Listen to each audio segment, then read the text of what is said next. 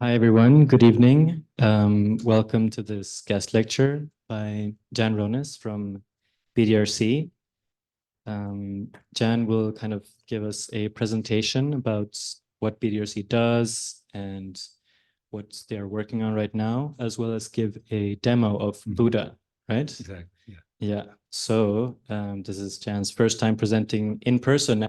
So please join me in giving him a warm welcome. It's good to be, here, sitting comfortably and talking to you all. So, yeah, I don't know if I conveyed what I wanted to just now, but just I sort of have a long history with this place tangentially, and I've just respected it so much over the years. Really marveled at how it, made it as such a generational change to Tibetan studies, Buddhist studies, and the world of Tibetan translation.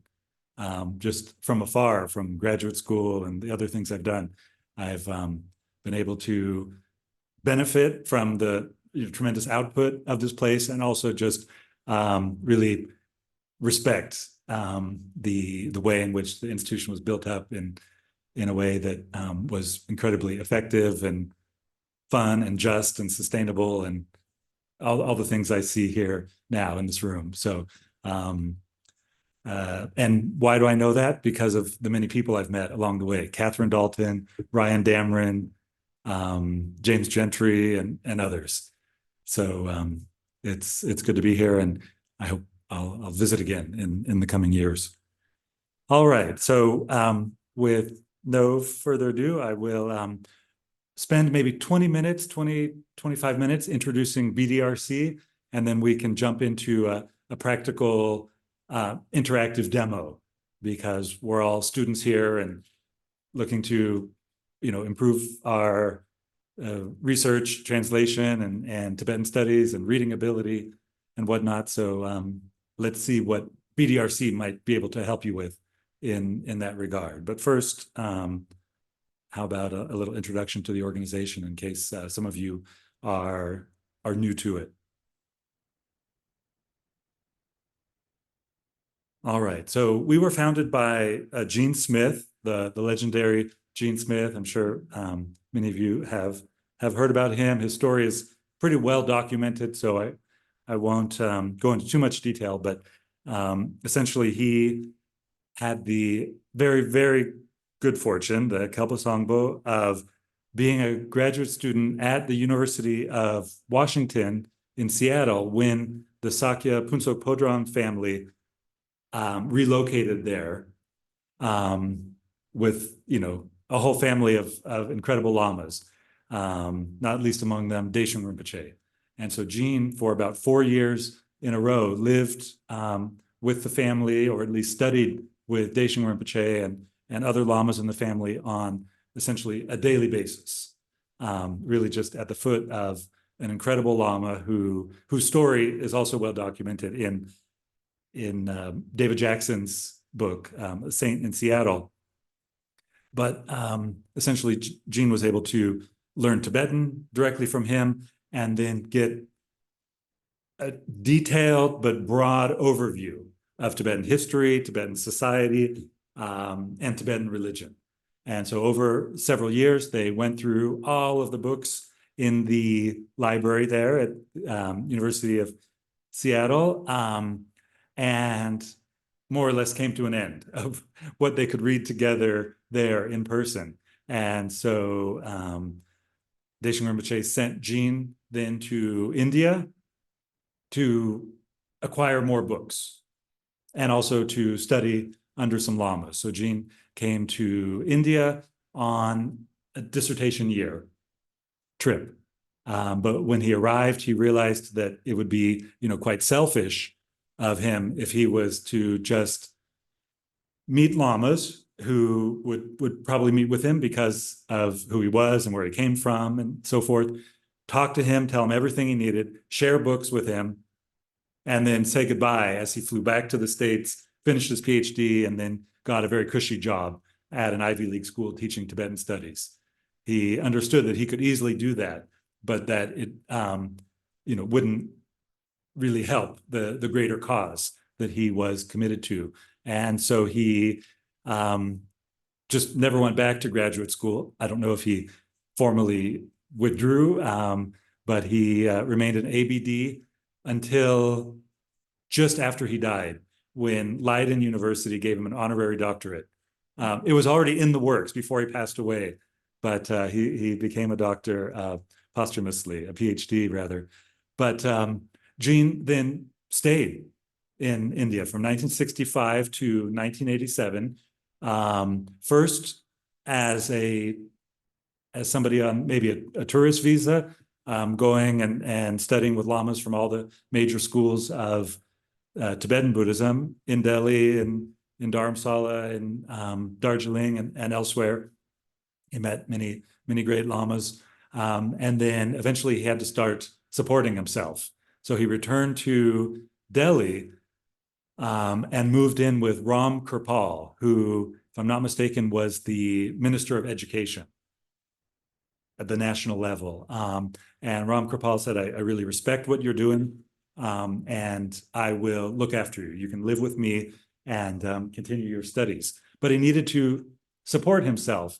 And so he got a job at the Library of Congress, Delhi office, which is located in the US Embassy compound. And when he first started, he was hired as a local employee. So he was paid an Indian wage, not an American wage. And his job was just to catalog Tibetan books. So a very menial clerical job, but he loved it. And he also, realized very quickly that there weren't that many books being published, Tibetan books. There were a lot of books coming in over the Himalayas, carried on the backs of the Tibetan refugees, and also Tibetan language books in Dolpo and Ladakh and Bhutan and other parts of India. But those weren't being published.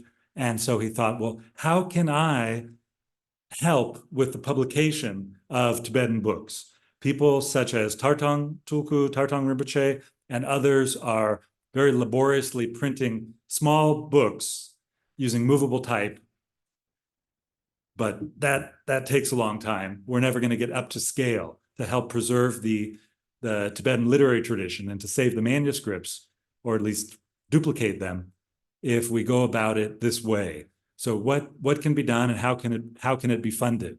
So Jann inquired with people at the Library of Congress, and long story short, they said, we are happy to purchase any Tibetan book that is published, but it has to be a proper book in the American library sense. It has to have covers, front and back covers. It has to have a spine with the name of the book written on it. There needs to be a title page. There has to be a preface. There has to be a table of contents, and it has to be paginated.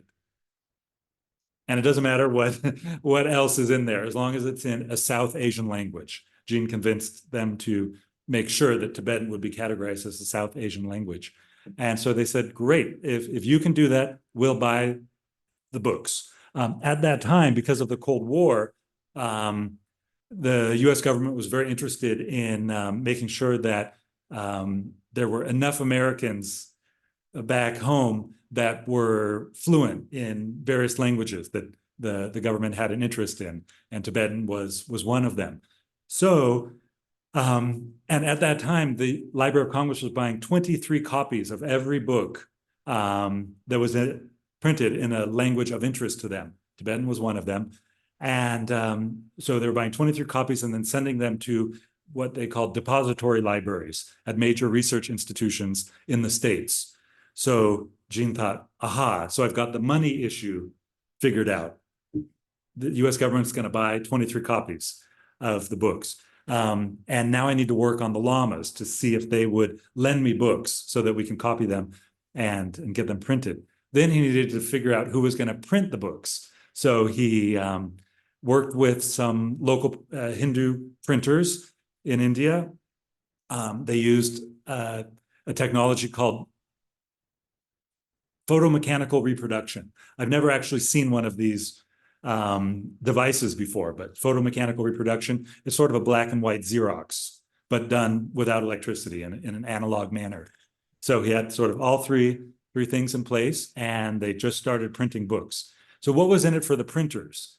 What was in it for the printers is that Jann said, if he made a bargain with them, if you print 100 copies of every book, I will guarantee that the library will buy 25 copies at an inflated price. Let's make sure that these 25 copies, the price of those at the wholesale, will cover the entire print run, and then the remaining 75 must be sold at cost to the Tibetans. So 25 copies, 23 going to the Library of Congress, and 2 of them purchased by Jann himself. One for his personal library and one that he could give out to a friend. So these are the origins of the PL 480 collection and also Jann's great library. So he did this not on his own. Jann just, because of his position with the US government, was able to marshal certain resources, but he did it completely in collaboration with lamas and ultimately for the lamas. And so over many years, they published thousands of volumes of books. The books included texts that were brought by the Tibetan refugees, but the majority of the books were actually borrowed from libraries and collections in Bhutan, Ladakh, Dolpo, Mustang, Lahul, Kinnaur, Spiti, and elsewhere. And Jann has always been very rimé, so he printed books by all the traditions of Tibetan Buddhism and all of the rikne, all of the major and minor cultural traditions.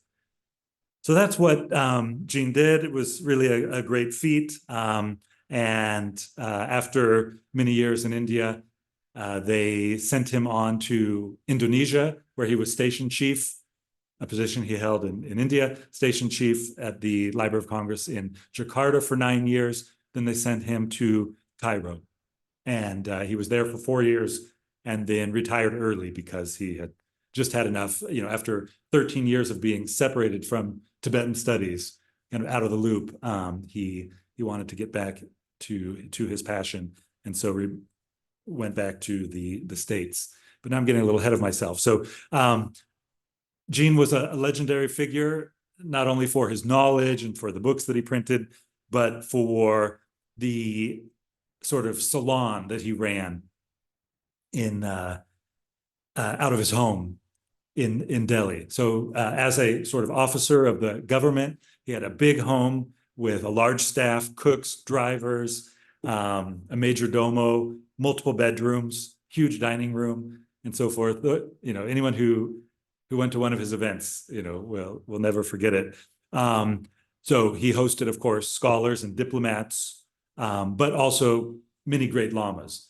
One of the Labrangs that he had the closest relationship to was Dingo Khyentse Rinpoche's Labrang. And so when Dingo Khyentse Rinpoche would come to Delhi, either on his way to Bhutan or on the way back from Bhutan, he and his entourage would stay at Jann's place. Jann was quite tall, he, like slightly taller than the average American man. And so he had a custom-made bed for himself. And we all know that Dingo Khyentse Rinpoche was over 6'5". And so when he would come to Delhi, Jann would give him his bed. And Jann would go and stay in a hotel nearby, and then come every morning back to see all of them. Do any of you recognize the young French man in the lower right-hand corner? Yes. From the old days. So this picture, it's undated, but maybe 1974. And then this is the PL 480, the funding scheme that Jann skillfully used to pay for all the works. The books that they printed look like this. They're out of fashion now, but this is what they looked like. Here's how they were. This is one of Jann's famous prefaces. So he wrote prefaces to every book. Most of them were unsigned, but almost all of them were written by him, and they are full of gems. So since I want to, speak to the researchers in the room today, as well as the translators and the Tibetan students, and of course there's a huge overlap between all of those three roles. I would say that please avail yourself of the prefaces to the PL 480 books. They really are drawn usually directly from the oral traditions that Jann heard from Daishin Rinpoche, but then the people who lent him the books. There was one famous scholar who said a long time ago that, after Jann's prefaces, the next generation of Tibetan Buddhist studies was really just going to be making footnotes to the many great, brilliant insights that Jann just said, but didn't document so well. But they've all, more or less borne out in deeper research. So check these out. They're fantastic. Really give you a sense for Tibetan literature, for the scene, and the scene meaning who knew who, controversies, interesting relationships, things that are important to know about how a collection came to be, that you would only learn from a lama, or say maybe from one of these works. And then here's one of the tables of contents that he had to write. So all of you probably know that BDRC has great outlines for most of the textual collections.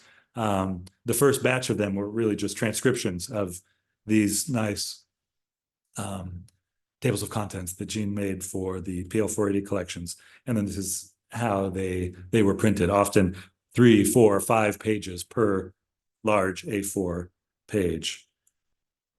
And this is Mangaram, Jann's major domo and lifelong friend and attendant, and Tashi Sampel, the monk from Songtsen Library. That we don't need. All right, so PL 480 1.0. That was Jann's analog reprinting of the books, paper to paper. PL 480 2.0. That's the Tibetan Buddhist Resource Center. And that's how I think of it.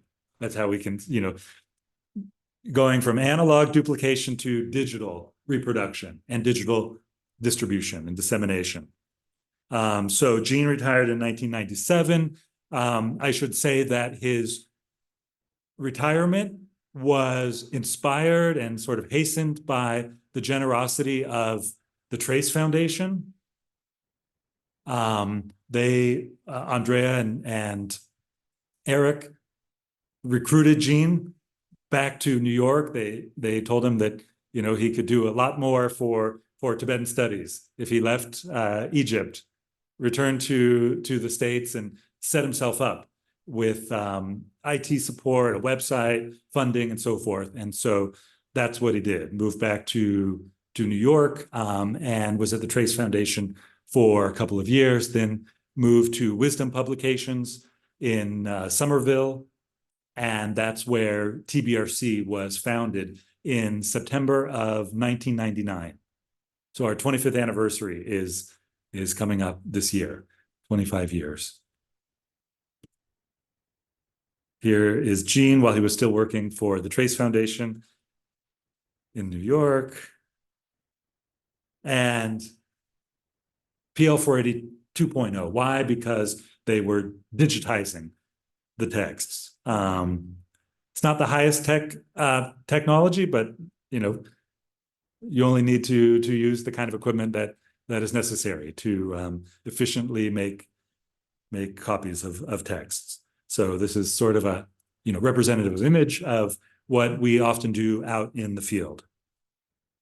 And so the story of the duplication is not that interesting. What's more important is what Jann did for access. And so just as Jann was totally committed to working with and for the Tibetan community to make sure that the texts were preserved and also made widely available during his time at the Library of Congress, that was also the objective and the mission of TBRC, Tibetan Buddhist Resource Center. So Jann was really proud of the work he did, and after he and the organization had scanned a sort of sufficient amount of texts, a critical mass of text, meaning the major sungbums of all the traditions, 3 or 4 different Kongyurs. Then Jean bought a number of hard drives and Mac Minis, loaded them up with TBRC scans, and then personally brought them back to India and Nepal to hand them out to the lamas. So, it's not an exaggeration to say that thanks to the printing projects that the lamas and Jean carried out in India, that many monasteries in India actually in a very short period of time ended up with, library collections that were as vast and diverse as they might have had back in Tibet. So that's not to say that, that at all makes up for the loss of precious manuscripts and the material culture that is so important to Tibetan book culture and religiosity. But because all of a sudden there's thousands of books being published at a cheap price from many different traditions, and Jean collected, or rather he selected, only the best books, and with an eye towards rebuilding a sort of ideal Platonic library. Many monasteries very quickly had excellent libraries, and so Jean was hoping that through the digitization of books that he could do that in a digital way. And so late in life, he traveled at least once a year to India and Nepal. He always said that he was going to retire there, and in fact even started working on a simchung, a bedroom for himself at Mangaram's home. So some photos from a trip, one of the last trips of Jean's life to Nepal. There's one that's coming up that's going to be very dear to many of you. Well, this was just for another presentation I gave. Who was that old monk? That guy. And so, just at least in terms of the BDRC photographic archive, one of the most iconic events in the later days of TBRC was Jean coming to Kanning Shedra Bling to personally, offer to Rinpoche a hard drive with many discs. Some of you may have been there that day. So that's a Mac Mini. And Rinpoche said many nice things, Chokyam Rinpoche, about how, the blessing power of these scans was equivalent to a whole shelf of books. That was a lovely day.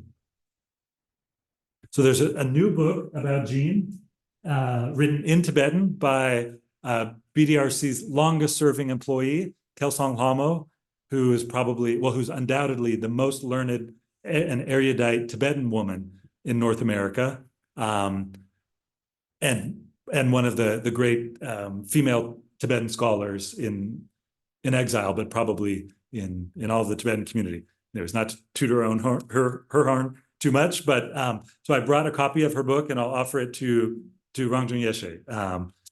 So please put it in the library. Compliments of Kelsang Lhamo. And then, of course, the staff valiantly carried on the organization after Jean's passing for many years. I'm new to BDRC. I can't take responsibility for any of this. Some of you may know Jeff, and then the Tibetan staff, Lobsang Shastri, Karma Gongde, Kelsang Lhamo and others, and then naturally Khandro Rinpoche. That's the old BDRC office in Cambridge. All right, and then just briefly, so we have a new name, Buddhist Digital Resource Center. So what's up with that?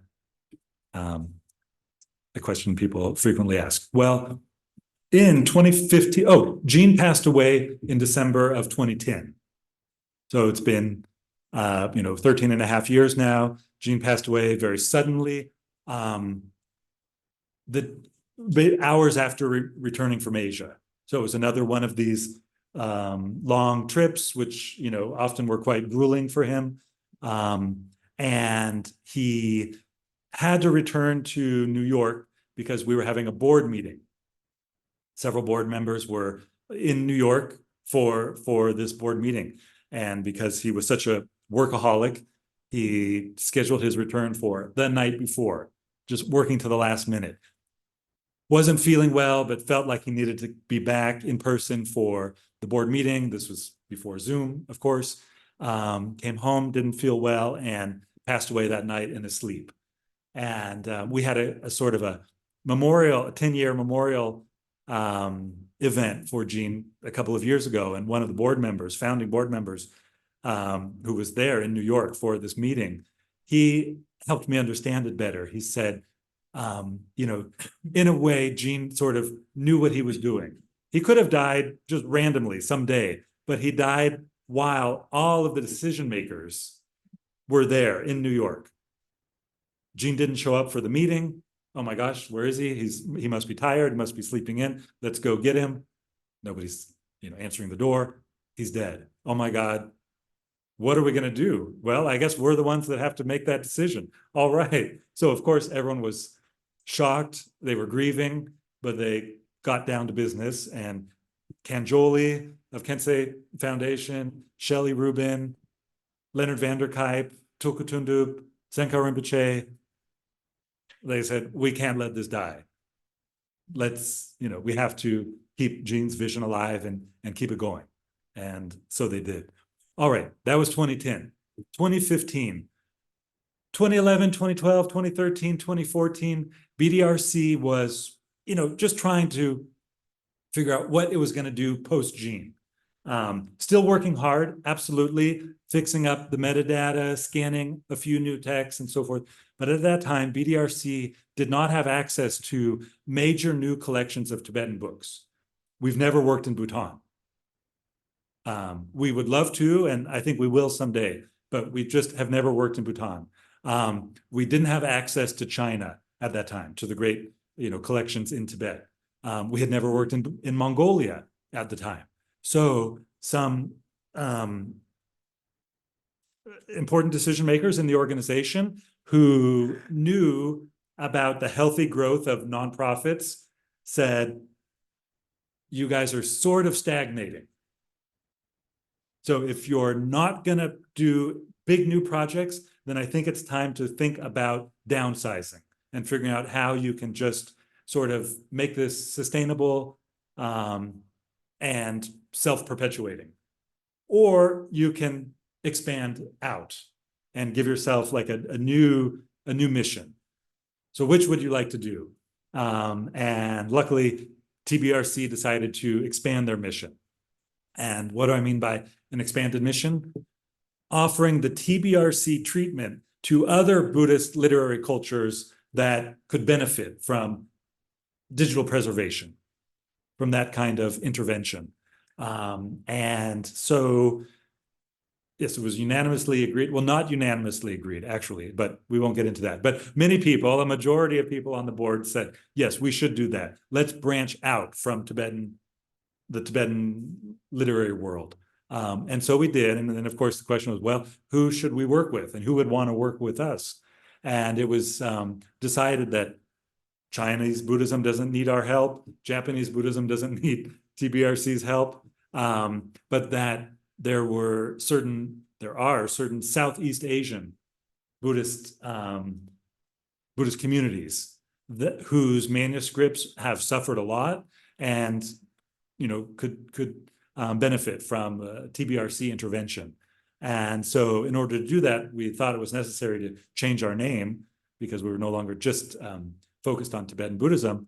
Tibetan Buddhism was always going to be the heart of the organization. It still is naturally, but we expanded out. And since then have done two really high impact, incredible projects in Southeast Asia. I know that there's probably nobody here that's able to read these works, so we don't have to spend too much time on it, but just to let you know that our name change was not just lip service or aspirational. We really, implemented this new mission right from the beginning. When we did Kensei Rinpoche, Kensei Foundation, they said, great, if you want to work on Southeast Asian texts, we will support you to work with Peter Skilling in Bangkok.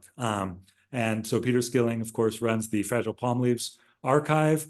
He has over 25,000 bundles of palm leaf and other Southeast Asian manuscripts. In many ways, Peter Skilling is the Gene Smith for Southeast Asia. We're working on his Burmese texts. He has 11,000 bundles of palm leaf manuscripts in Burmese script. So what do I mean by in the Burmese script? It's 11,000 bundles. About half of them, just roughly speaking, are in Pali. But Pali, just like Sanskrit, doesn't have an inherent script. It's written in a local script that the local community decides on. And so in Burma, they used the Burmese script for Pali. Maybe 35% of these works are in Burmese script, but in the vernacular Burmese language. And then maybe 15% are what they call bitexts. They're half in Pali, half in Burmese. So say like a Burmese language commentary on a Pali text. All right. So I have to point that out because they're not all just in Pali, so to speak. A lot of them are in the vernacular. And then furthermore, they're not all Theravada. Many of you know that the history of Southeast Asian Buddhism is very rich. And the Theravada period is just the most recent period, but that they've had, other Buddhist traditions and sort of styles over the centuries. And fortunately, hundreds or maybe thousands of the manuscripts in this archive represent just purely Theravada works. So meaning works from the alchemical tradition, texts that very much resemble the Mantrayana with yantras and spells and all kinds of things that are super interesting that you wouldn't naturally associate with Theravada Buddhism or Southeast Asian Buddhism. It's hard work digitizing palm leaf manuscripts. Each page needs to be cleaned before you digitize them. So they need to be washed, inked, oiled, and only then will they be legible. So we've digitized 8,000 of these palm leaf manuscripts. So far, we've got about 2 years to go until we reach the 11,000 mark, and then we'll be done with that project. Then we also did a big project in Cambodia, generously funded by a family in San Francisco. So we're very grateful to them. And the name of the foundation is A Khmer Buddhist Foundation. So self-explanatory, A Khmer Buddhist Foundation. They're really great. I think they should be called the Khmer Buddhist Foundation. They are the big fish in that pond. But anyways, they personally funded BDRC to do a high impact project in Cambodia. In just about 2 years during the pandemic, we were able to digitize over 700,000 pages of palm leaf manuscripts, and then to digitize hundreds of thousands of pages of manuscripts that had been filmed by the French. And a lot of the manuscripts that were filmed are no longer findable. Many of them have been destroyed or lost. So really great for Southeast Asia. So this is all just to say that BDRC is actually, as much as we've done for Tibetan Buddhism, we've sort of done a comparable amount for Cambodian and Burmese Buddhism. And so in case you meet monks from either of those places, tell them to go to library.bdrc.io and they can find a treasure trove of materials. All right. And then lastly, just to put a fine point on it, Tibetan Buddhism is still our heart and soul. And we are currently engaged in a big project at the National Library of Mongolia to digitize their Tibetan manuscripts. And here I want to nuance this as well to say that these are Buddhist manuscripts in the Tibetan language. From a Tibetan Buddhist perspective, these would be Tibetan Buddhist texts. From a Mongolian perspective, these are, it's Mongolian Buddhism. The church language of Mongolian Buddhism is Tibetan. But many of the manuscripts we are digitizing were written by Cambodians in Cambodia. And the manuscripts that weren't necessarily written, authored by Cambodians, were scribed there or printed in Mongolia. tremendous collection, over 30,000 volumes, and we're finding a lot of rare gems in there, and we can talk about that more later. And I want to say that our partner for this project is Asian Legacy Library, ALL, a great acronym. The Asian Legacy Library, ALL, they work like BDRC in multiple languages, so they really are the all library. And we're very grateful to them for bringing us on to this project, and to the administration of the National Library of Mongolia. They're really dedicated to making sure that their texts are preserved, and that they help, and that the preservation project and the access helps facilitate a kind of revival of the study of Mongolian Buddhism in Mongolia these days. So just to give you a quick before and after picture, when this project started in 2018, a lot of the manuscripts were in this condition. They basically hadn't been touched in 40 or 50 years, 60 years since the Russian period. They were, taken, stolen from the monasteries, put on trucks, brought to the capital, and just thrown into this warehouse. And then the monasteries were destroyed. A lot of the lamas and monks were killed. It was a sort of cultural revolution, but without the book burning. And now every book is all these bundles are being opened up, everything's being cataloged, entered into their catalog, and digitized, and put freely online for the whole world. So it's a really fantastic project. Later, we can talk about, did you want to take a picture of this? Okay. Later, we can talk about PL 480 3.0, that's AI. But you know what, we'd be getting ahead of ourselves. We can sort of touch on it later, but that'll be for next year. All of you are aware of machine translation and OCR and those sorts of things. BDRC is involved in them. All right, let me stop sharing for now and transition over to a hands-on demo. But while I'm doing that, are there one or two questions that I might answer now about BDRC, the organization, before we go to the resource? I'm not sure how to hear. Oh yeah, well, if you're asking from the classroom, that'll be easiest, but we can take. Thank you for a very inspiring presentation. I'm curious about, just in your memory impression, any particularly rare books that were very impressive for you, like interesting manuscripts? From National Library of Mongolia? Yeah, both the Tibetan side, but also the Southeast Asian side. Yeah. Southeast Asian any side. rare manuscripts that you discovered? All right. Well, so the Southeast Asian manuscripts are way above my pay grade, but for instance, when we were doing our final report for the funder, we highlighted a few special things. One is the oldest dated palm leaf manuscript. It was like, I can't remember the exact number, but 150 years older than the previously oldest documented palm leaf manuscript. So that's really significant. Palm leaf manuscripts don't last very long, unlike Tibetan books, as you can imagine. They're written on a very brittle material, and they're in a place that's super hot and humid. And so just over the centuries, they always had a lot of scribes that would rescribe an entire library. It would take a generation, and they were done, start all over again. A big issue with palm leaf manuscripts is that there will never be another Buddhist palm leaf manuscript, essentially. There are no more scribes.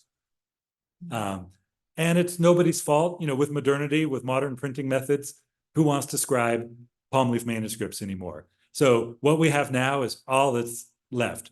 And then to make it the whole thing more urgent, not only are there no new palm leaf manuscripts being created, but most of them were destroyed, at least in Cambodia. Probably 90% of the palm leaf manuscripts from the pre-modern period were destroyed mainly by the Khmer Rouge, and then just in the aftermath of the Civil War and all of the social dislocations that have occurred, which included, monasteries not being able to care for the manuscripts. And since they're so fragile to begin with, they've been destroyed. So I would say things like that, oldest dated manuscript. Then to discuss just briefly the kind of modern relevance, of them. There are monks in Cambodia that are really trying to find books in this collection that they can reprint in modern formats for a younger audience. And so I don't know if any of you are familiar with Khmer culture, but there's a very popular love story. It's kind of like a Cinderella story, but has a Buddhist message, comes out of Buddhist culture. There are similar stories in the Thai religion as well, the forlorn monk and his lover and their multi-lifetime relationship. There's popular movies in multiple Southeast Asian countries along those lines. Well, there's a Cinderella story in Khmer culture.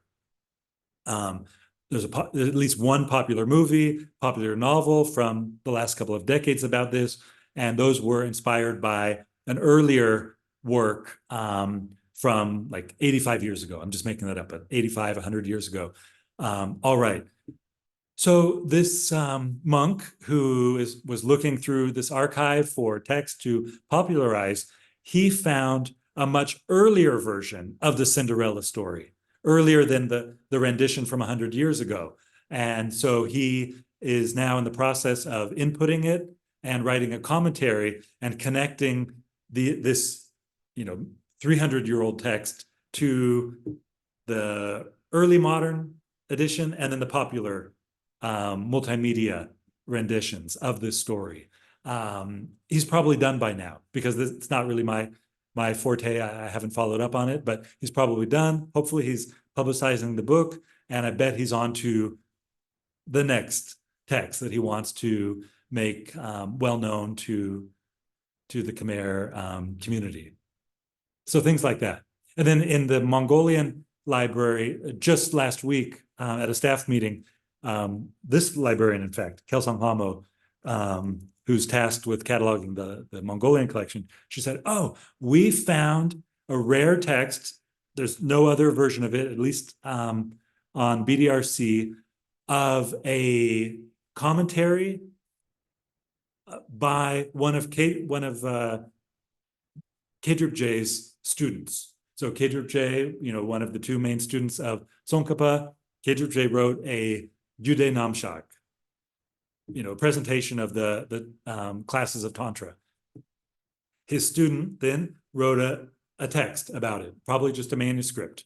The manuscript, there is likely a copy of it in the Drepung library, totally inaccessible, but we found a copy at the National Library of Mongolia.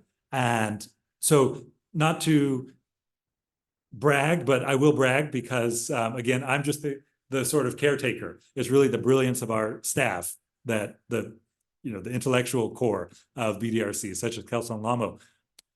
We are cataloging thousands of texts, hundreds, every couple of months coming out of National Library of Mongolia. And in every volume, there's often a dozen titles. She could have easily said, "Oh, Gyude Chi Namshak, great. We've got tons of these." But she thought, I don't recognize this title. Yeah, no, we don't have it. Okay, go to the colophon. Who wrote it? Oh my gosh, this is one of Kedrupje's disciples. This is a one-of-a-kind manuscript. Great. And she definitely called Gyuto Monastery, I'm sure, the next day and said, you need to see this. Here's the PDF. And it'll get reprinted. And then who knows, maybe somebody still has the loom for it. But even if not, they can still study it. And it'll be reintroduced into the ecosystem. So that happens on a weekly basis, or at least monthly basis at BDRC. So it's pretty great.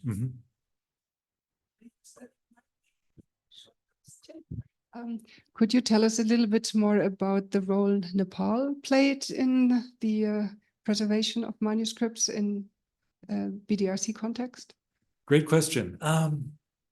So the role of Nepal, a huge role. So one thing that I, discovered and learned when I started, learning more about the BDRC collection is that the PL480 collection is composed of texts brought by Tibetans, from Tibet, into exile, but it's not composed solely of books brought by the Tibetans. But in fact, most of the texts were from other Tibetanish areas in the Himalayas. That was new to me. And so naturally, a lot of the works come from Nepal. If our metadata was better, we would be able to just say, give me all the texts from Nepal in the PL 480 collection. We didn't catalog them in that way, but Jean's prefaces almost always mention who he borrowed the text from. And so the provenance is there, and they're often from Nepal. But what I would say is that when it comes to preservation, it's really the NGMPP project that has done the most. Now, sadly, those are not as widely available as they should be. Maybe that will change someday. Who knows? We can keep hoping. But yes, Nepal played a huge role. Dolpo, Mustang, Dolpo, Mustang, Yolmo, and then of course, all of the lamas here. I mean, Tugu Urgen, his library is well represented in the PL 480 collection. Shechen Rabjam, Dingo Khyentse Rinpoche, Matthew Ricard. Nepal played a huge role. Khenpo Shedrup is a huge friend of BDRC now. So I should say that to this day, Khenpo Shedrup, I've never met him, but we're always trading texts. Tomorrow I'm going to go meet a librarian at Bengen Monastery. They've got a bunch of books we want to trade. So yes, this is heartland, BDRC territory. Although we haven't worked on site. BDRC itself hasn't worked on site, but that's all right. How about the Sanskrit text? How about the Sanskrit text? Are we finding the Sanskrit text all around the? Yeah, we had a question about the Sanskrit text. How about the Sanskrit text? Yes. All right. Well, I will get to that. BDRC did one small digitization project of Sanskrit text here in Kathmandu. But we only digitized about 200 volumes, really just a small little project. And what we learned is that it's just more sort of efficient and cost effective for us to do data sharing with groups that have digitized Sanskrit texts or are digitizing Sanskrit texts. Just lastly, and then before moving on to the demo, one way that BDRC's archive is continues to expand itself in a sort of sustainable, Hunkidrupe way of, spontaneously generated, self-effulgent, self-perpetuating way is through, the generosity of publishers.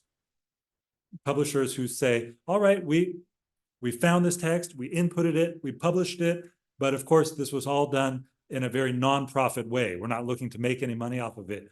And the book has already been around for 3 or 4 years. We've sold out. And so now we'd love to give you the PDFs so that you can put them online for free. So we do that. And then there's places like Shantarakshita Library at CHITS, the Central Institute for Higher Tibetan Studies in Sarnath. They get funding from the Indian government to digitize texts in Tibetan and in Sanskrit, but they don't have a platform, which is fine, but we do. And so they'll give us our text, as long as we give them full attribution, which of course we do if there's no reason not to. And then those go online. But yes, we do have Sanskrit texts, and I will show you how to find those in a minute. All right, so let's move on then to part 2 of the talk, a demo of the website, which takes a little bit of experience to figure out. So you can see my screen. That's great. Do not disturb. Okay, good. All right, where to even begin?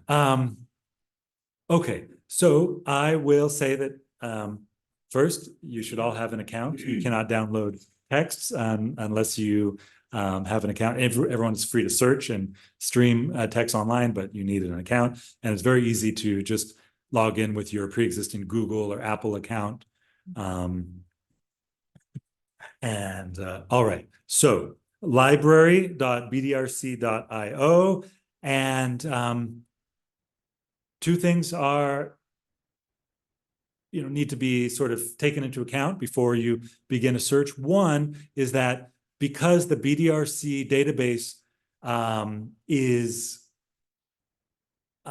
made up of different types of data, each of which need to be displayed in their own ways, we have sort of created different search facets. You can search on texts. You can search on persons. You can search within e-text. You can search on topics and so forth, naturally. But you have to tell the website in the beginning, at the start of your search, which data type you want to search in.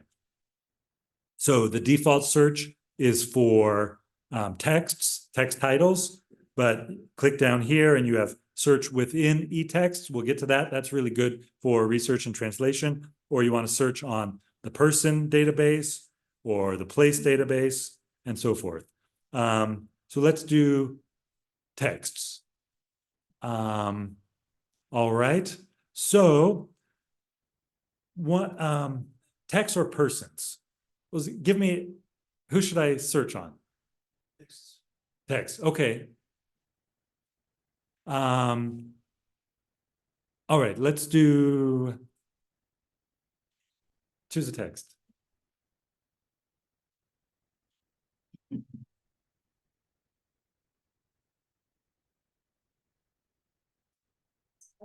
Actually, you know what? Let's do persons and we'll get to text. But I think that going through this route will be helpful. Might help us get more out of the interface. Person, let's go to MIPOM. You can just type in MIPOM. So as I was saying, we have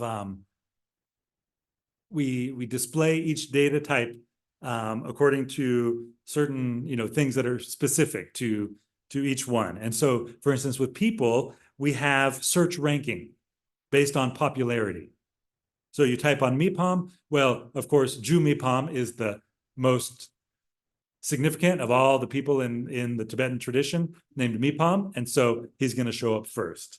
But you might want a different MIPOM. And so you can alter the search ranking by closest match or year of birth, or you can do it in reverse order. So that's helpful because what if you're searching for someone with a much more common name? Jamyang Geltsen, something like that, then you can play around with that. That can be helpful. But we go to Ju MIPOM, Jamyang Namgyel, which happened to be Gene Smith's name as well, Jamyang Namgyel. But person records, kind of self-explanatory. You get a lot of information about him. Hyperlinks to all of his teachers, all of his students, that kind of thing. That you can figure out on your own. We can just go straight to associated works, and it's going to give us all of his texts. The reason I wanted to work on MIPOM is that he was a polymath. He wrote on every subject. So his Sungbum is a really good one to use as an example for how to use the search filters. So what you'll see is that in the central column, you have all of his works, and they too are ranked by popularity. So of course, the Ngeshe Drunme comes up first, one of his most famous texts, and the next his famous Nyingma prayer. All right, so you can scroll through. He has 1,491 works. Many of these are duplicates because we have multiple copies of many of these. But all right. But this often happens. You search for a work, you search for a string of syllables that are a text title to you, but the website doesn't necessarily intuit what you're looking for. right? You could say again. The text, or rather the database doesn't know if you mean the root text or commentaries, or if you have in mind some paperback from Drebung Monastery that has the root text and some commentaries. You know, if you just write in again, we will give you everything that has again in the title. That's the best we can do. If we only gave you that exact match, it would be very limiting. You know, that would be useless. So likewise, if you search on all of the associated works of Ju Mipams, you're going to get a lot. So how do you filter them? Well, you do it by this left-hand column.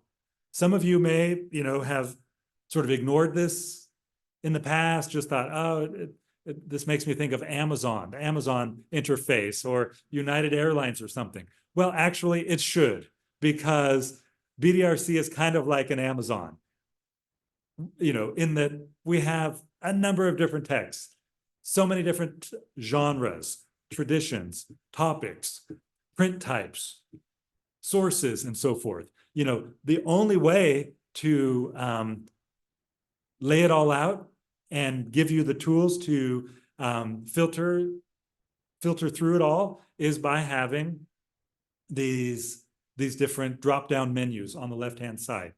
If you go to Oxford University Library of Congress, you're going to see the same thing. And the same with Amazon. So don't be scared.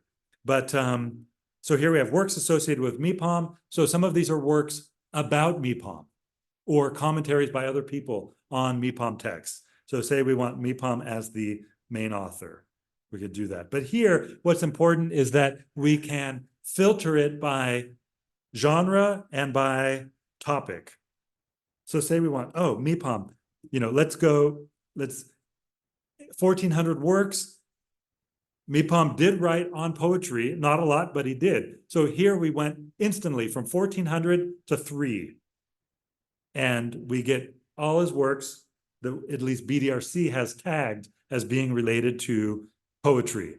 Nyingma Melon Kidrelba. So the commentary on the Kavya Darsha, and the here's a text in verse, the Pakpachashi Gebe Siksucheba, and then Mipam's, you know, Dzogchen Tsagur, Gur on Dzogchen. So that's how the filters work. Super convenient. Right?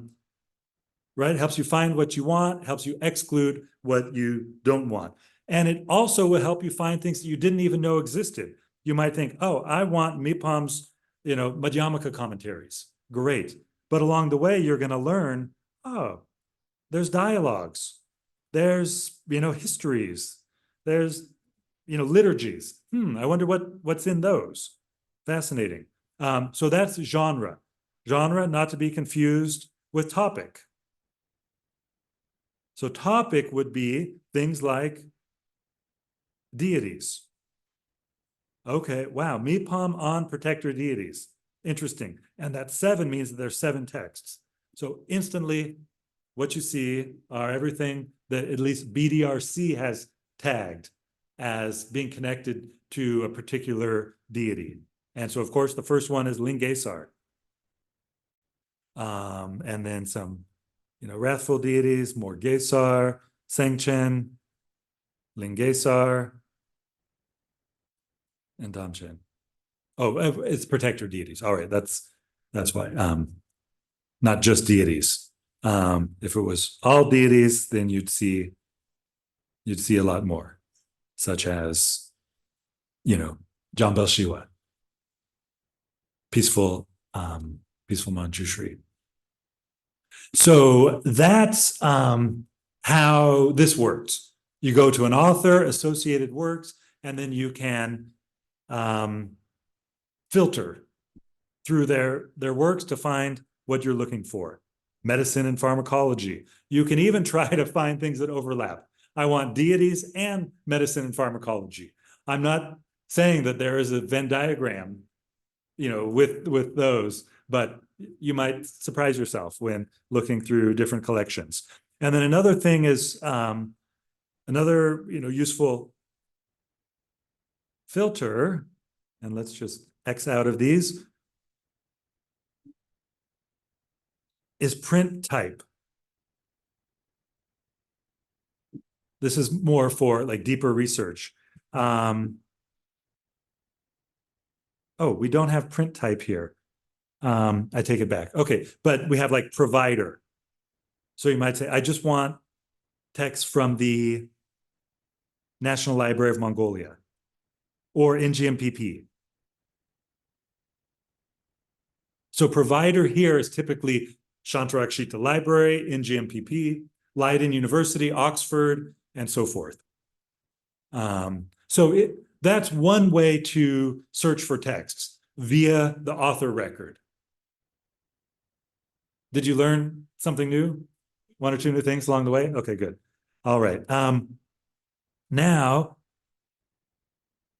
let's search very broadly. What I've discovered, I just came from a week in Sarnath at CINI, the Sarnath International Nyingma Institute.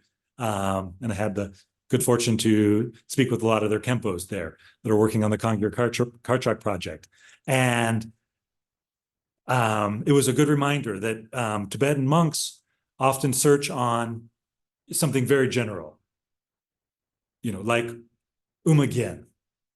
And I'll say, but we have so many other texts, and Umagyen is so readily available, but Umagyen. So it's totally understandable why that would be a good, jumping off point. So Umagyen, right? Often you don't have the full title of the particular commentary you're looking for. And so here, then how do you filter through these 68 different results? Well, genre would be one thing. So you can say, I want curricular writings, commentaries, root texts. Oh, just commentaries that will have Umagyen in the title. Lovely. And of course, you saw it filtered, Umagyen ki namshe, right away. And this is Mipam's great commentary. All right. Then another interesting way to filter through all this is by author. Here, there's only 68, but still. So you just say, who has written on this topic? Show all. Oh, Kamala Shila. Great. And there you get Umagyen ki Kadral. And now so that's, pretty interesting, right? This website, basically at present, we essentially only offer advanced search. But as you can see, it's a pretty powerful advanced search. We are working on a much more simplified search, and it'll be released by September at the latest. That's our deadline. And I will say that much sooner than that, we're going to have autocomplete. So you start typing in Umagyen, and it'll immediately go to Umagyen ki Kadrel, Umagyen Tsadrel, Umagyen Jambel Shelum, and that'll be super helpful for helping you find exactly what you're looking for. But in the meantime, there's always this interesting search filter by author and so forth. Okay, now let me help you better understand BDRC's bibliographic model. We have this term here, technical term, version. And if you scroll up, when you do the drop-down menu for the search facets, you'll see work as well. This is, it only takes 30 seconds to learn, but it's not necessarily self-explanatory. And that's why I love doing these demos. Work and version. This is a new bibliographic model that you'll find at many major libraries. The work is what the Khenpo yesterday had in mind when he said, Umagyen, I want Umagyen. It's not any particular instance of the Umagyen. It's sort of the Platonic ideal of Umagyen. And so we searched on that, and then the monk said, but why do you have so many copies? And I thought, oh, yep, that's, exactly the kind of affirmation of what many people intend when they say, I want to see the whatever, some sutra, the Lotus Sutra. What they want to be directed to is just a really clean, easy to read, authoritative paperback that's not copyrighted.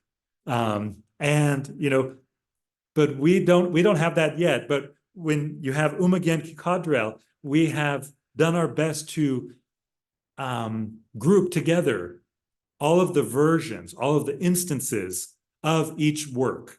And so right now these are all under works, and you'll see it has 6 versions. Click down here and you will see thumbnails for all of the versions.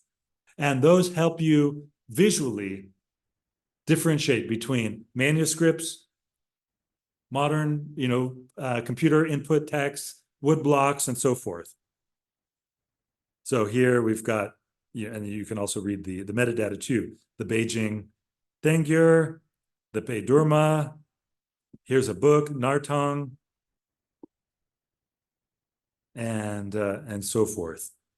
So 6 versions within works. Now, in general, it's best to just search on versions. That's why version is our default, because a version is actually a book that you can view online.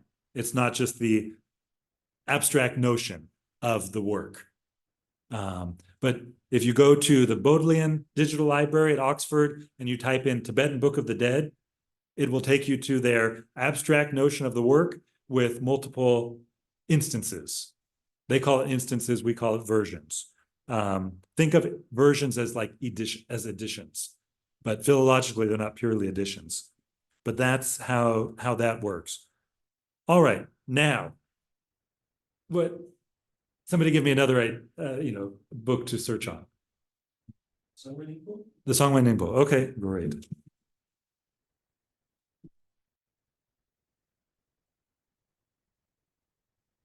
The Songwen Ningbo. Oh, and we were under works. All right. Well, I'll show you how this left-hand thing works. Refine your search. Really, this should, if you're an avid user of BDRC, if you need this for your translation, research, and study and practice, make the left-hand search refinements work for you. So one thing here is that in case you have it set to the wrong filter, you can always just go to another one. Here we have Songwen Ningbo. So we see that there's 341 results, but there's also 644 versions. You think, oh, you know what? I just want to see the versions or topic. So let's do topic first, and we'll get back to the text. Ultimately, this is about finding text. Topic. So we have more than two. We have 3 topics for Songwen Ningbo. The topic, in a way, now that I've never thought of this before, but in a sense, our topics are kind of like a precursor to the works. Now, topics, of course, are just topics, but in a way, we intended for them to work the way that works do in the past. Songwen Ningbo. So if you go here, you're going to be directed to all of the books that we tagged as having Songwen Ningbo as their subject matter. So that's one way to search on important major categories like Songwen Ningbo, like Uma Telgyur, like Soa Rigpa, and so forth, is through the topics. Because then you cut through all of the different text titles. There's inconsistencies. You might be, there might be a text that is about Songwen Ningbo but doesn't have Songwen Ningbo in the title. If you go to topic, you'll find it. Now, we don't have topics for every single topic, but we have thousands. We have probably 99% of the topics that you would be interested in. So one way to do this is to go through topic for Songwen Ningbo. It's a much more efficient way. And then you're back to the refinements. And then here you can say, oh, I want, Sangye Sangwa's commentary, Buddha Guhya, or Rongzong. All right. So now let's go back where we started, Songwen Ningbo as a version.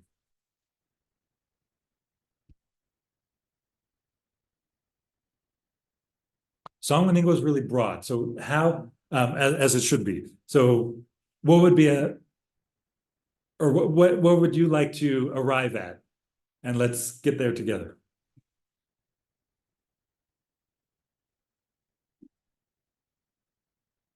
Maybe the children of the Song and Ningbo. The Chidun. Children. Okay. That's able. All right, good. Let's do that. So that would be then genre. Let's see, curricular writing, commentary, exegesis of the general meaning. Sounds like a Chidun. I hope it is. And so in the Kamageba, Chidun ki gone, den la bapar chebe lekshe sangdak shelu. So the sangdak shelu, probably from Minderling. Yep, exactly. Sangdak shelung and sangdak gongyen is two big texts. Dodrupshens, Chidun, Namche Rinchenzu Kidemik. Yeah, so in 3 clicks, all of the Chidun. Now, a little hack. And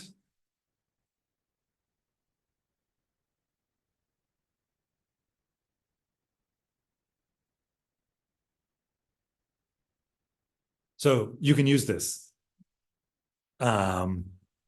for text titles. And we don't have a Tibetan equivalent. This was like a little hack we made, and we really need to figure out some kind of character or symbol that's easy to get to directly from a Tibetan keyboard, and also English that can take its place. But yes, this will give you everything with Songwen Ningbo and Chidun in the title, regardless of how far apart they are from each other.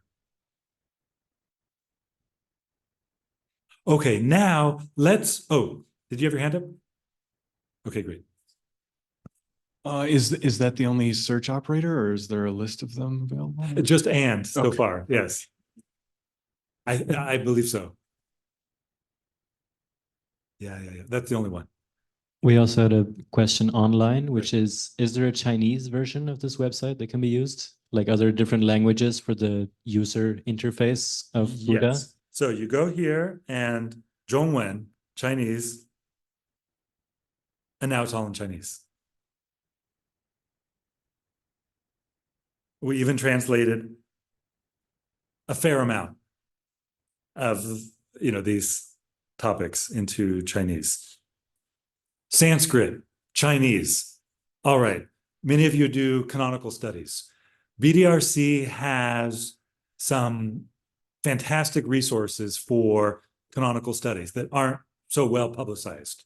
So let me show you those, because those bring up, a whole raft of issues related to Chinese, Sanskrit, data sharing with other digital libraries and so forth.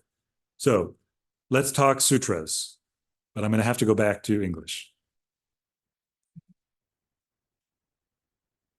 Sutras. All right, let's do a sutra. The Tapla Kepedo. All right.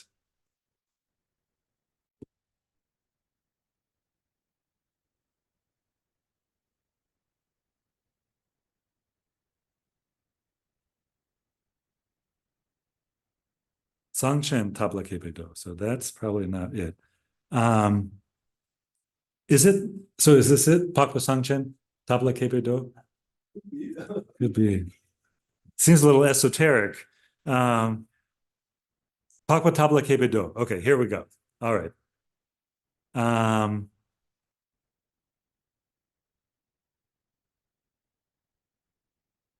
Kepedom. Okay, but we want Pakpa Tabla Kepedo. That sounds about right. Oh. So here's a little issue. It's Tabla Kepedo is probably not the full title. And this is, but we'll do it. Here we go. Let me log in.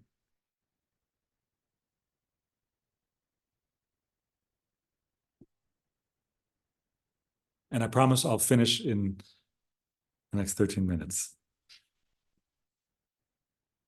Tabla Kebedo. All right, so let's go here. All right, thanks. And we'll figure out what the full title is. This text is really interesting. This is the Dode Chi Namshak from the old days. It's some random manuscript that they found. The author is not super well known or anything. And he wrote brief summaries of all the sutras. And now they're doing a much more elaborate version of that at SINI, Sarnath International Nyingma Institute, but the sort of precursor is this. So let's see what the full title is. Oh, don't tell me. Sometimes the pagination of the outline is off. But let's see what it says here.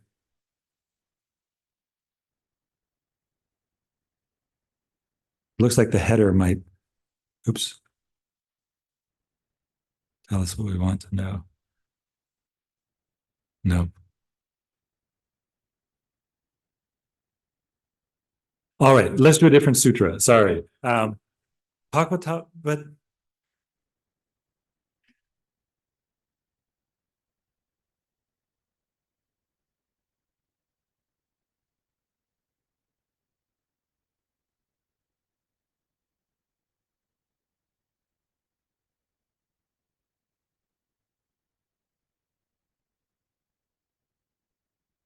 it sounds very familiar.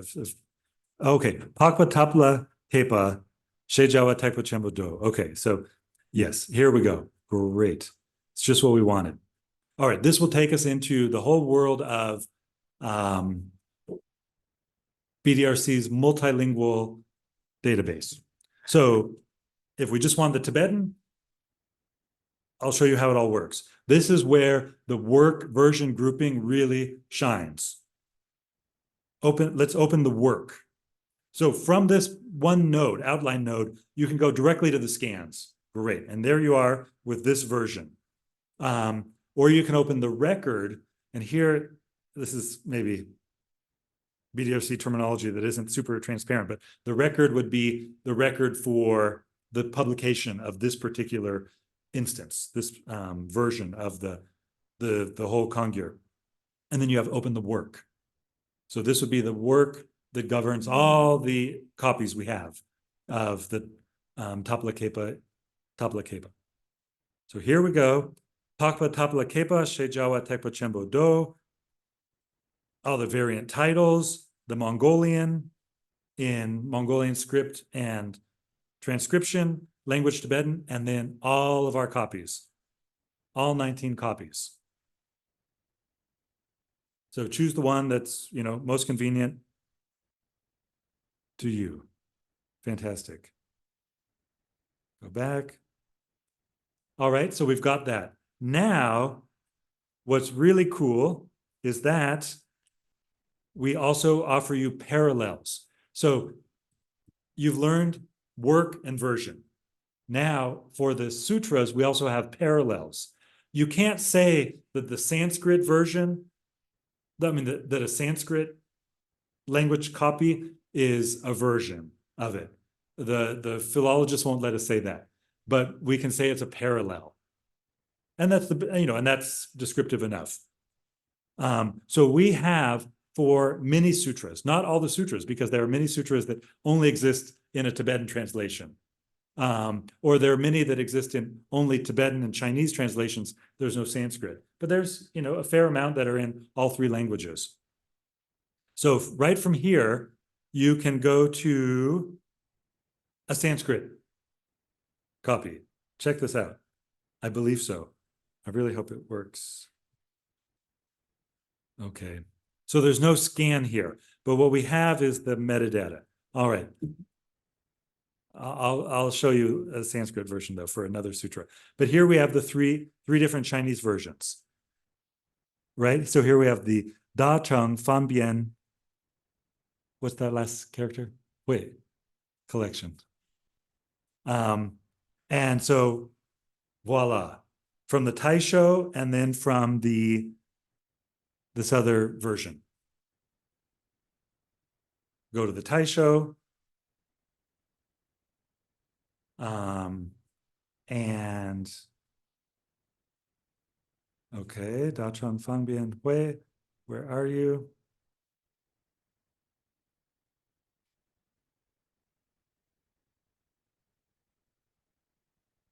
So a little bit while it's loading.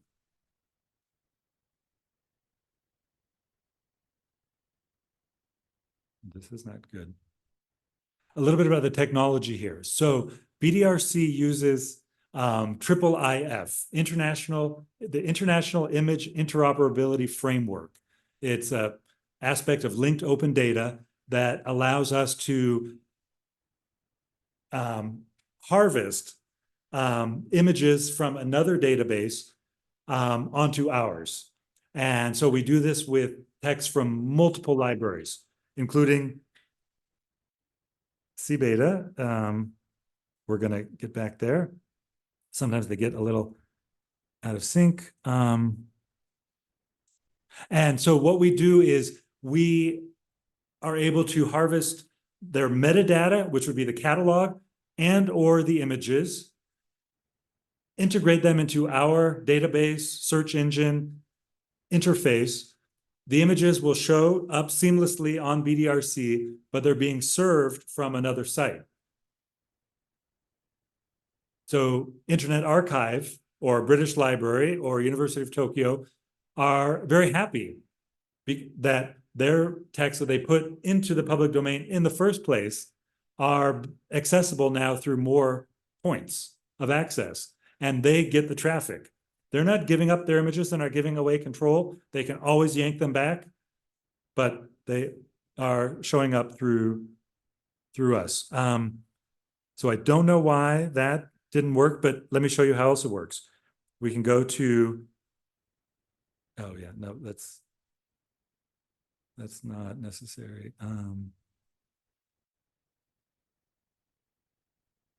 Anyways, here we have other images. So these images we have on our own servers. And just to show you how it's all integrated. 22 pages, and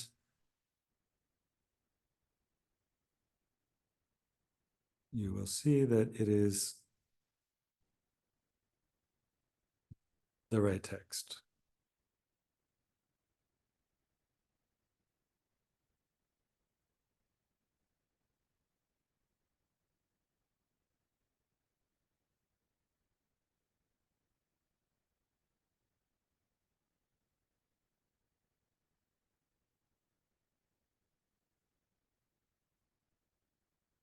Where does it start? Well, this should be the right one. But at any rate, so we have that. That's really great for Chinese. So we have some canonical versions on our own servers. So those are always available. And then we have really deep integration with CBeta and SAT. Sometimes they get out of whack, and because we don't have in-house Chinese expertise, sometimes they get out of whack, but there's probably just one little button that somebody needs to press at the office to get it synced up again. But there's that for Chinese. So know that BDRC has that. And this is useful for you, even if you don't know Chinese and you can't read it, you can at least get the names of the sutras in Chinese. And then you can copy and paste the name in Chinese, go to CBeta, or just search on your PDFs on your computer or Google it or whatever. But that's really helpful. Now, another sutra. Let's do, what do we have a lot of copies of? Well, let's do the Getomba.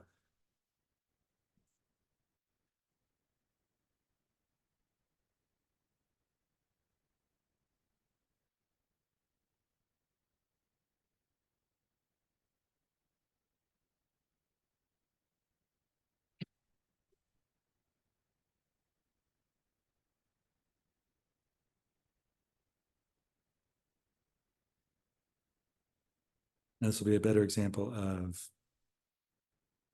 all right, so many Getombas, but Let's do one that comes from a.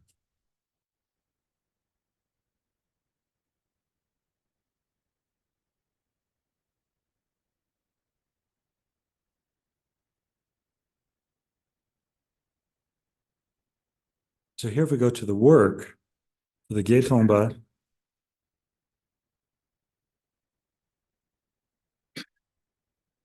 You will see.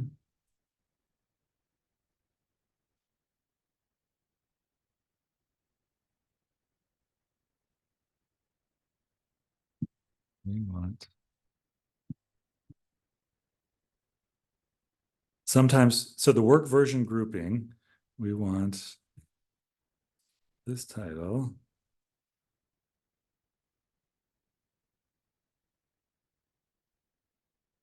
Then this will get us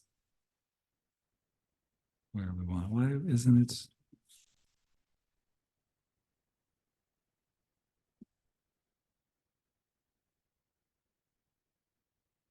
These are all Getombas and not the sutra from within a Kangir.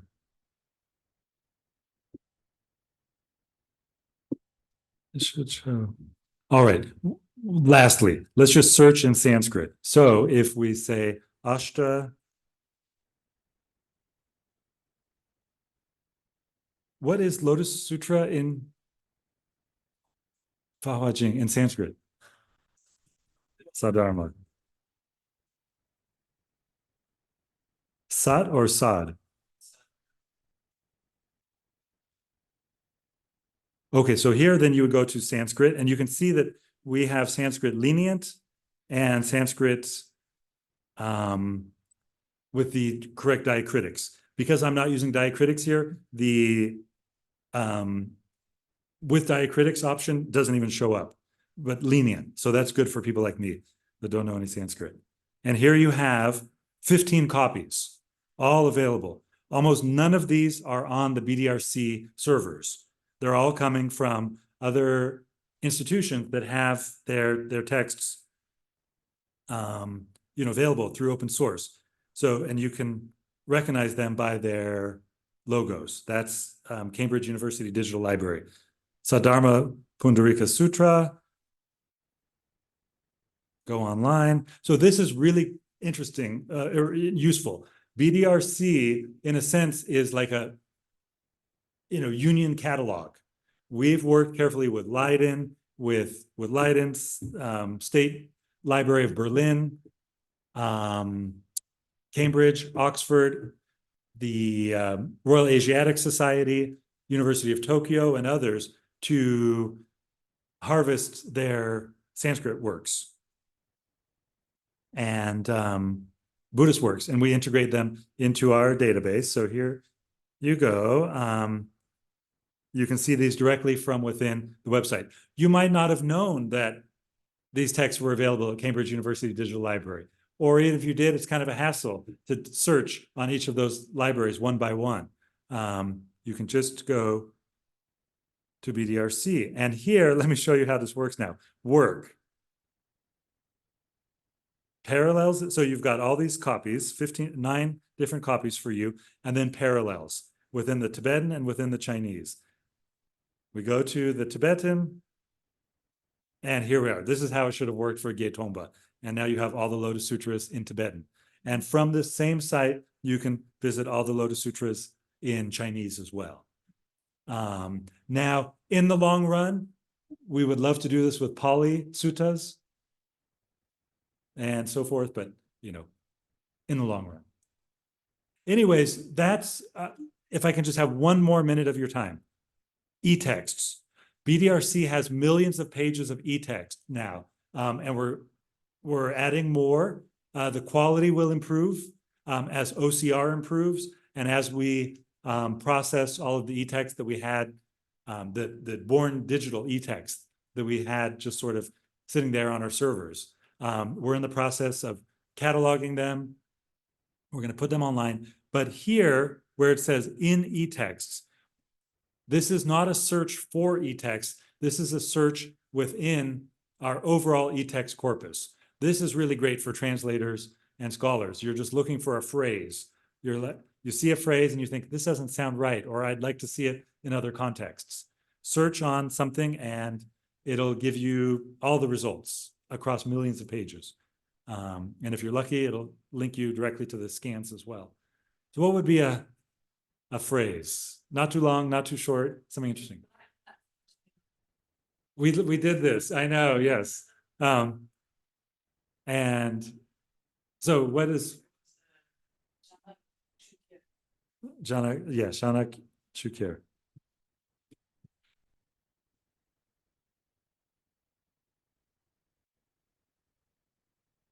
And then let's say, and.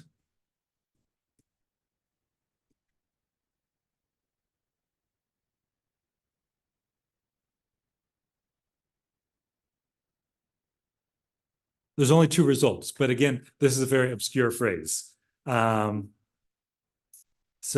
we have Shanak and then later Chukir. So they're probably not connected.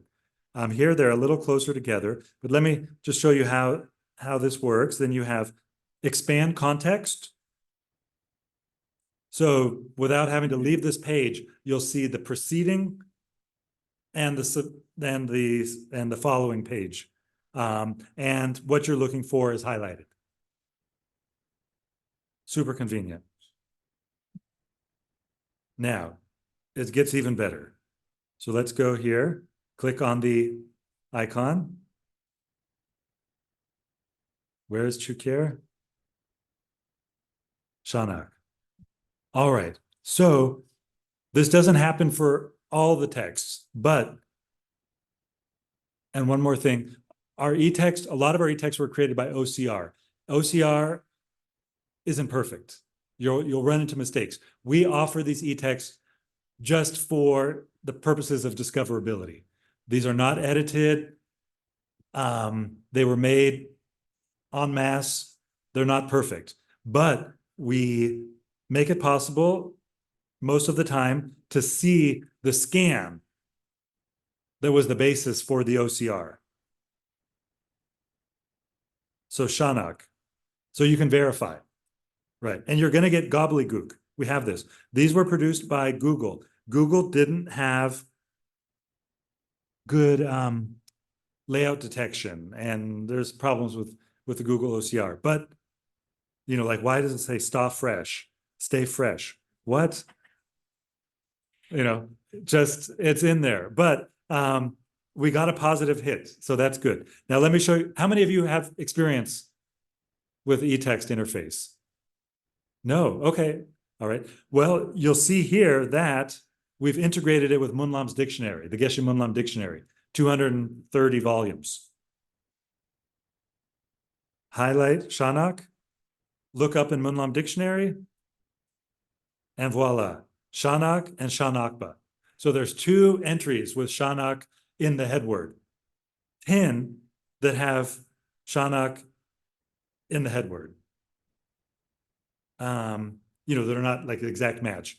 And then 64 with the term Shanak in the definition itself. Incredible resource.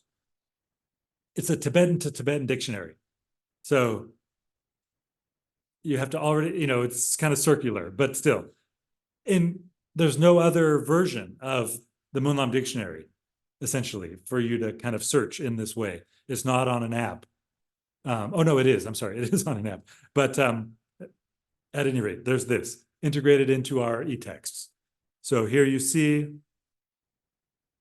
the different forms of the term as just a word. And then its religious significance from a tantric perspective. So e-text, really useful. Especially because of the integration with the dictionary. So there's so much more we could have talked about, but I don't want to keep you from dinner. It's already gone on so long, but I hope that you now have seen, you know, the website sort of demystified. I would be remiss if I didn't mention that a lot of our easiest to read, most convenient, most sought after texts are no longer available online. These are our copyrighted texts. They're copyrighted. we probably should not have put them online in the first place, right? I mean, if I was to call Oxford University Library right now and say, do you just take text from the developing world, copyrighted text, and just put them online because you don't think they'll ever sue you? They would say, no, of course not. You know, that's just morally wrong. Well, BDRC sort of did that for a long time. And now we've realized that, you know, that's just not acceptable. And in fact, it's not tolerated by the people who produced the text in the first place. They're really damn useful, and we just can't do it anymore. I'm sorry. So all of the really great publications from Sichuan Minority Publishing House, Gansu Minority Publishing House, and so forth, the metadata is still there. The scans are still in our archive, but it's just, it never was legal for us to put them online for free viewing, and especially not downloading. And we've heard from our colleagues in China that, you know, they, you know, would not be scared to take us to court. That's threatening enough. And so we don't have that anymore. And yes, it's true. 50% of most emails to help@bdrc.io are, what happened? Where did it go? And there's not always an acceptance, or even maybe an understanding of why copyright is significant here, but it just is. Even though these copyright claims are somewhat dubious, you know, if we had $1 million and we wanted to go to court in China and try to set a positive precedent, if we were copyright heroes for, you know, Tibetan cultural heritage, maybe we would do something like that, but we just can't. But fair use is fair use. And so if you ever need a chapter or 50 pages or whatever, just write to us and we'll send them to you. We just can't have it all online for everybody, anytime, anywhere. Fair use, you know, can still be respected, but just putting everything online doesn't fly anymore. I apologize for that. But we've got so much else that is really good. But now that we're reconnected, you can write to us. You know, BDRC is here for the people who use it. You know, Gene didn't want just to preserve everything just for the sake of it. And our library, our archive, is just inert if nobody reads the text, translates them, uses them, thinks about them, teaches them in the classroom. So we need each other.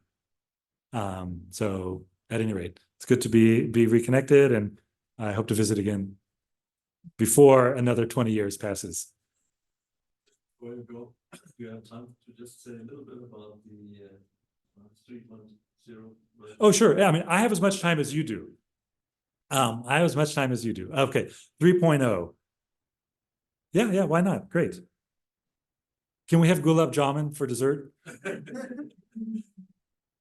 I hadn't had gulab jamun in so many years, and I did the other day in India, and it reminded me of the gulab jamun we used to get in Bat Batini. That was so good. All the time. Okay. Let's go back to 3.0. Great. Good. I'm happy to talk about this. So,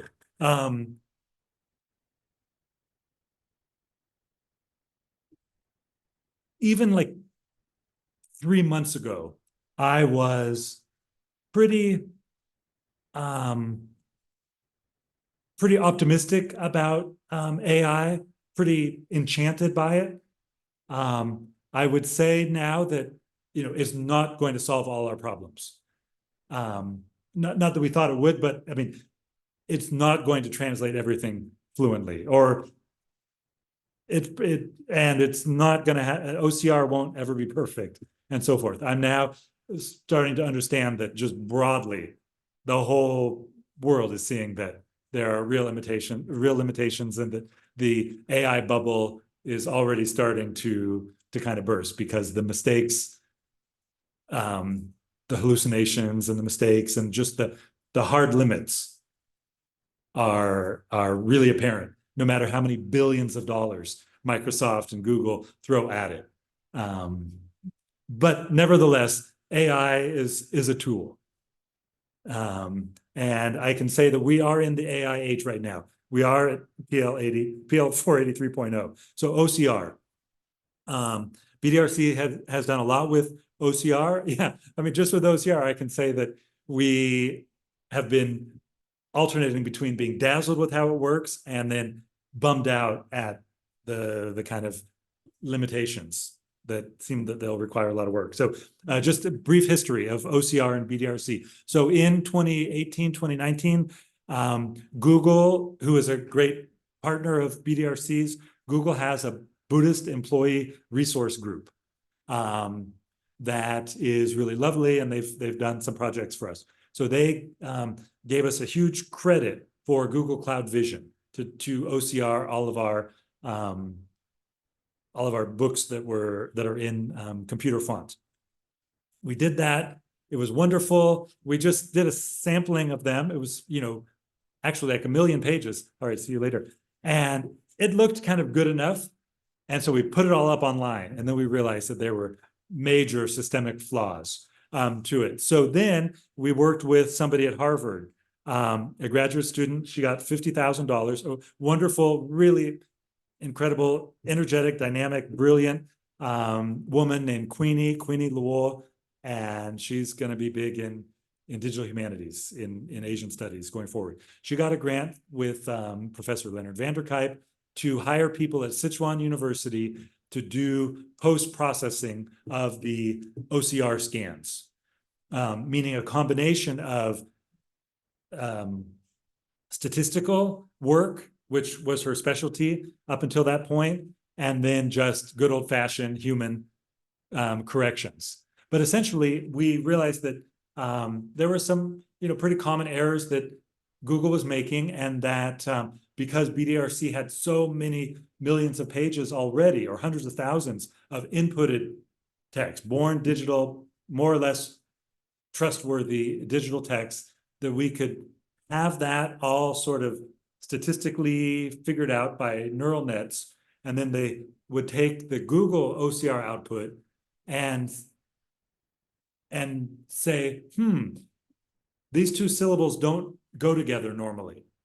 In all the millions of combinations that we have, billions, you never see these, especially with the preceding 5 syllables and the succeeding 4 syllables. But what you do find is this other thing, 99% of the time. All right, then that's good enough. Let's replace it. So it replaced all of those, but still there were some issues, especially with what's called layout detection. Stuff from the headers and the footers was being forced into the body of the text. And this was especially bad when you had computer input pechas, which have some writing horizontal or vertically. It was just scrambling everything. And then, of course, with pechas, you might have illustrations, text boxes or boxes in between. So we had to do a lot of layout detection as well. Anyways, Queenie and her Norbu Kedika project, under the direction of Professor Leonard Vanderkuyp, were able to clean up to a really high degree of accuracy about 4,000 volumes of text, mainly books from the major publishing houses of China. Those are all in the database. When you search on in text, you get those. But then but the Google OCR is only good for computer input text, not for manuscripts, not for woodblock prints. Anyways, this is more or less what we saw in real time a minute ago. And then I've sort of mentioned this already, the Munlam integration. Oh, I see. I took out the stuff. All right, anyways, so we're doing now OCR for woodblock prints. I have some visuals for that. It's kind of interesting. It's coming along quite well. We are hoping to launch a standalone desktop app for OCR of computer input books and woodblock prints in September. And we're already really far along. And it will work on any old computer. You don't even need to be connected to the internet. Doing the OCR training is really compute intensive. But once you have the model, it's it's not a lot of code, and the computer can run it just on its own in any old laptop for the most part. So we have a grant that runs out in September, and so that's our deadline. Now, simultaneous with this work, people at Vienna, Pascal Hugon and her Kadampa project, put a lot of resources into handwritten text recognition. Handwritten text recognition is a subset of OCR, but I can't remember exactly why it's different, or why OCR doesn't work with manuscripts. You need to do something called handwritten text recognition, but you do. But they did a lot of handwritten text recognition on the Kadampa manuscripts from the Kadam Sumbum Chokdrik. So it doesn't represent all types of Tibetan handwriting, but two of the major styles of handwriting. Their work has been taken as far as they are going to take it, and they've released the model publicly. That's wonderful, and we are going to try to integrate it into our app. But I think our users would understand if we say it's only for certain types of text. If you want to do handwritten text recognition, you'll have to use their thing. Unfortunately, their project was done through Transcribus, which is subscription based. So you would have to get a subscription. But if you work for a university, a subscribing university, it's for free. So there's that. Then another thing we're doing, which is really cool. I don't know. Let me find something. Well, I'll just describe it. Computer vision. So, for instance, we did a computer vision project with the Mongolia text. So the Mongolian texts from the National Library of Mongolia are really well preserved by the library in this recent past, in the course of this project. They've gone through all the volumes that we've digitized so far, and they put a library stamp on the title page of every individual text within a bundle. And sometimes, if it's a Sungbum, it's hard to tell when one text ends and when another text begins, but they're really good at that. Other times it's easy. Anyways, to speed up the process of our outlining, we did a convoluted neural net, a form of computer vision that looked for the stamps. And we trained, the neural net on pages with the stamp, without the stamp, and then including some pages that had things that were not text. They were boxes that, it might confuse with a stamp. And we got it to basically 99% correct. And then we went through, and it was, so in that way, we were able to really speed up our cataloging because it was able to divide up the image groups into discrete texts within a volume. So that just helped with cataloging. So we did that. There's the OCR work, and there's just a few other projects we're doing. And so this isn't to say that, we've got robots now in the laboratory that are, fixing everything, but they're helping a lot. Now, going forward, what would we like to do? We are a partner of Geshe Munlam and Munlam AI. Machine translation is coming along well, but Sebastian Neerdick at Berkeley will tell you that he's applied the state of the art and unlimited computing power to the training data they have. And the training data was created by an army of people in India. They'll never have those types of human resources again to create millions of pages of sentence pairs, or millions of sentence pairs, Tibetan and English. Even with all that, as it's 85% accurate with the text that we have a lot of training data for. For the text that we don't have any training data for, it's useless. And so it would cost like another $500,000 to get it just to 90% with what we have now. Maybe in the future, not maybe, but in the future, there will be some leap forward with machine translation technology just in general.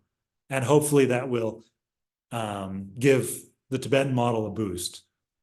But just to say that it's nobody's, it's not a fault of anybody's, it's just the technology overall. It took heroic efforts to get to 85%. Getting to 90 will be almost as difficult as getting to the first 65. Getting to 95, maybe impossible. But nevertheless, it's still usable for people like BDRC. We're not translators. I know that there's ethical and other issues when it comes to translation. But for BDRC, we can use the English output once we have OCR of everything. That's why we're so interested in OCR, because then we can machine translate all of our OCR. It's certainly not publishable or anything like that, but it will be kept in-house for greater search. What we really want in the future for BDRC, and I think others do too, is semantic search. The ability to say, tell me the differences between Rongtun and Gyaltsab on this topic. It's not going to be any better than ChatGPT. We hope it'll be, that good. That would be amazing. But semantic search. How many chapters are there in this text? Whatever you want to ask it. Give me all mandalas in which the central deity is Vairochana. That kind of thing. That's semantic search. Then we're also working on a large language model just for Tibetan. So the thing is, this was surprising to me because I'm just not well trained in this, but all this work they're doing with the machine translation, that's really only good for machine translation. It can't help with a Tibetan to Tibetan large language model because it's not that kind of thing. It's just sentence pairs. It's not just, unending text of great diversity. But we are interested in our OCR for this purpose as well, creating a huge large language model. So we're soliciting e-texts from all the publishers, and then we're making our own. And we will work with people to do what is done for large language models so that you can do this kind of semantic search directly in Tibetan. And that will be then more accurate, we imagine, because it's not going to be going through the limitations of translation. And then we'll have to figure out how to ask prompts in Tibetan, because that will be a whole new dialect of Tibetan, chat prompts. But of course, it can be done. So that's what we would like to see. Chat GPT, or rather, Chat GPT for Tibetan, for deeper research and for deeper metadata. Oh my gosh, you've seen how powerful BDRC already is. But what if we could unleash it and say, but what else have we missed? Topic modeling and so forth. So yes, the Umagyen commentary is about Umagyen, and it was written by this guy. But there's so many other issues that are dealt with in there. And so then through semantic search, those would be accessible. They're not, here's a kind of an analogy. They're things that are not apparent to the naked eye through our current metadata or the titles or what's commonly known about the text in the oral tradition. All that stuff will become more accessible in an intelligible way. So that's what we hope to do over the next 2, 3, 4 years. So I hope that's going to be useful. All right. So there's so many chat questions. I haven't looked at them, but I see there's a lot. Is there one recurring question that in the last 30 seconds I should address? So there was one person who was having issues with logging onto the site, but I kind of suspect that might be just a personal private internet connection issue. Yeah. I see one question right here at the bottom by Michael, asking about, will the OCR be able to read Ume, the cursive script of So the handwritten text recognition is all on Ume. Yeah, actually, if you have like a well-scribed Uchen manuscript, Google is okay with it, and our woodblock print OCR is all right with that.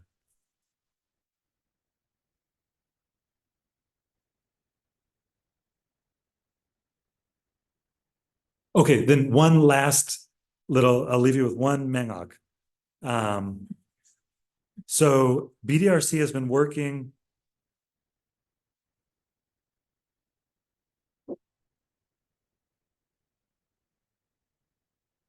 for this is more for research, for researchers, but we have a lot of really incredible texts from Tibet, recently scanned. It's complicated, we don't have to go into all that, but let me show you how to find the best ones. It's real simple. You just search on Nyartsak. Yes, 36 results. Nyartsak means preserved, taken care of. It's the term that they use in like text preservation. So we have 36 collections here. So here it's like Kewang o Raghuvira. So this was Lokesh Chandra's father. We have their whole catalog. Kewang Raghuvira Tang Lokesh Chandra Namki Nyartsak Chepe Petsok. The collection of texts which were preserved by, Kewang Raghuvira and his father. Incredible. This has hundreds of volumes. Oh, 143. Okay, but still, it's a lot. There's a ton of rare stuff here, collected by Raghuvira in the 40s and 50s and 60s when he went to China, Mongolia, and elsewhere. But I told you I would show you the stuff collected recently in Tibet. Chilo, 2009, Sicha, so this is the person's name, Sicha ki Nyartsak Chebe Dege Mantra ki Nape.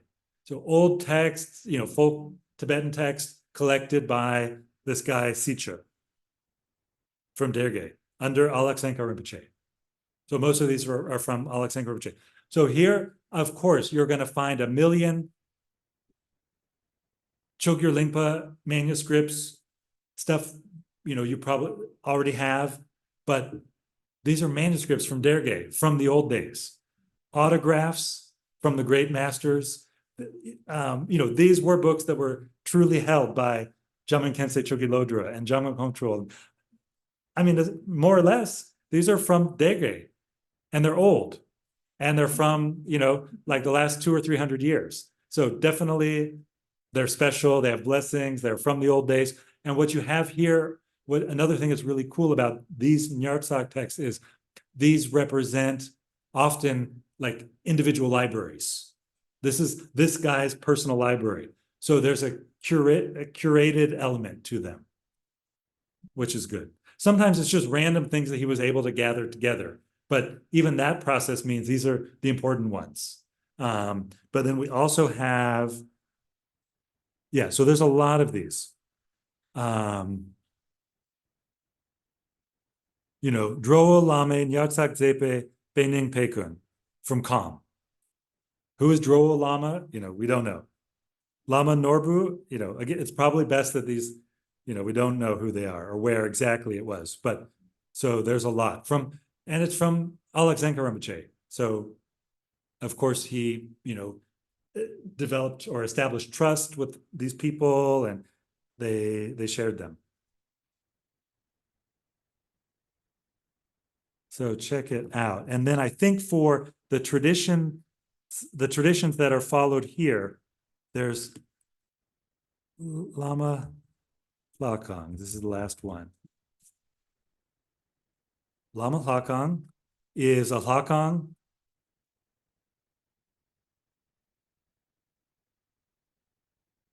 in Dergé.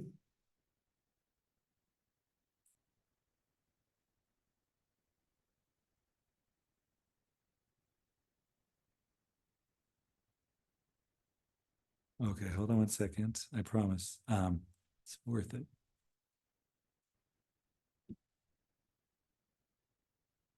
Oh yeah, here, look at this. Kam Dege Zongsar Lama Lakang du Shukpe Peining. So Lama Lakang, it's, you know, basically the library of Zongsar Monastery, 221 volumes. Definitely a lot of this stuff is coming straight from Jamyang Khyentse Wangpo. It's so much, and it's all cataloged. I believe so. Yeah, all cataloged. And let me show you what it looks like.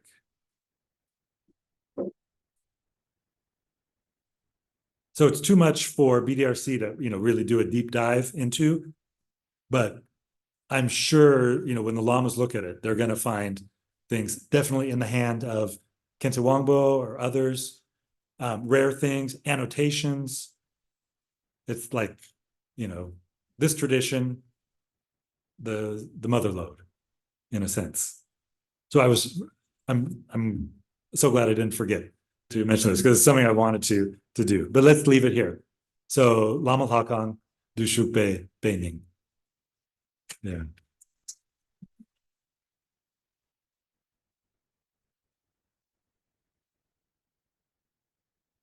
Okay, thank you so much for this presentation and this demo, Jan. I feel like I have been using BDRC at like 5% capacity, and I have That's true. now unlocked all the functions. I'm probably gonna have to like rewatch the video or something.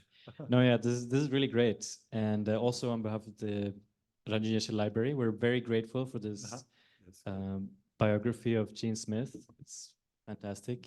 Will it be translated into English as well? It will be. It will be. Okay. It will. Wonderful. Yes. Yeah. Okay. So thank you so much. you're And welcome. yeah, we hope to see you again sometime before 20 years passes. I hope so. Yes. So this is a small gift from Oh, ROI. thank you. So thank you very much. Thank you.